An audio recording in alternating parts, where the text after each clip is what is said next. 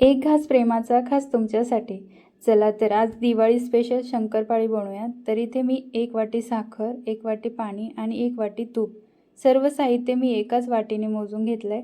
नंतर कढई गॅसवर ठेवून वितळून घ्यायचं आहे. नंतर एका परातीमध्ये काढून घ्यायचं आहे. तर लक्षात ठेवा, मिश्रण परातीमध्ये काढल्यावर गरम असतानाच मैदा मिसळायचा नाही.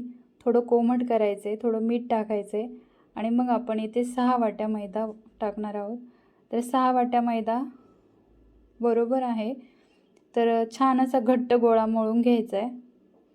मळून झालं की लगेच लाटायला घ्यायचं आहे. तर इथे मी पाट घेतला आहे लाटायला.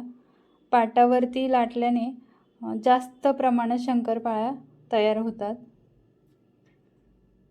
तर तुम्ही बघू शकता, ते मी चौकोनी कापून घेते. तुम्ही तुमच्या आवडीनुसार कापू शकता. तर किती छान अशा कापल्या जात आहेत. तर इकडे मी कढईमध्ये तेल घेऊन आधीच गरम व्हायला ठेवलं आहे. तेल चांगलं गरम झालं की आपण त्याच्यामध्ये शंकरपाळ्या सोडणार आहे. तर एक शंकरपाळ्या सोडून झालं की एकदा हलवून घ्यायच्या, म्हणजे सगळ्या मोकळ्या होतात. नंतर गॅस मध्यम ठेवायचा आहे आणि बघा किती सुंदर कलर आला आहे. तर अशा पद्धतीने आपल्या शंकरपाळ्या तयार झाल्यात. तर एकदा नक्की करून बघा आणि आवडलं तर लाईक, शेअर, सबस्क्राईब करा. थँक्यू.